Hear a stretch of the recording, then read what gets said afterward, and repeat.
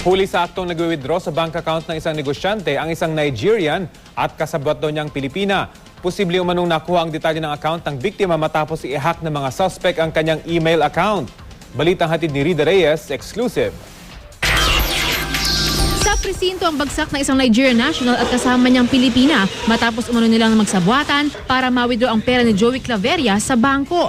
Hinala ni Claveria na may-ari ng isang recruitment agency sa nahack niyang email na kuha ang impormasyon para ma-access ang kanyang bank account. Nahack yung nalaman nila yung account ko sa Yahoo. Nalaman nila na-print nila ngayon yung receipt. After mga 1.5 hour, biglang tumawag ang branch sa akin kung ina-out ko daw sa ibang branch yung remittance ko.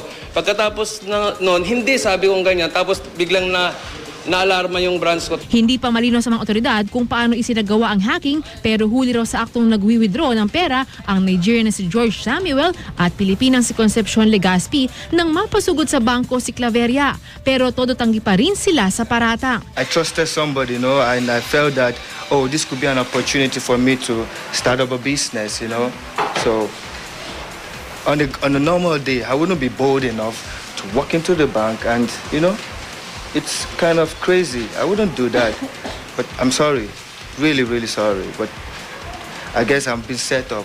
Si Concepcion naman, bagamat matagal na raw kilala si Samuel, sinabing biktima rin daw siya nito. Then gusto nilang ako na mag-claim doon. Then yun nga, yung Claveria, yung pangalawang beses na bakit hindi yung name ko. Then sabi niya, is yung girlfriend niya sa ibang bansa. Sinend po dun sa sa name na yun. Tinitingnan namin na baka nga malaking sindikato sila considering na foreigner yung suspect natin. And alam naman natin na pagka mga foreigner ang involved, medyo high-tech ang kanilang paggawa ng crimes. So, mag-investigate pa kami ng malalim para ma-check natin kung sino pa yung mga kasama.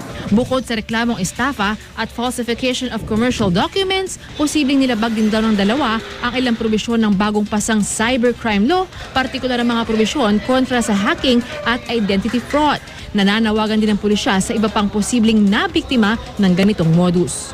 Kung meron tayo ma-invite pang ibang mga victim na ganito yung scenario na merong nakapag-withdraw sa account nila na without their knowledge kung sino, so pwedeng pumunta rito para ma-check natin kung konektado dito sa grupo nila. Rida Reyes, GMA News.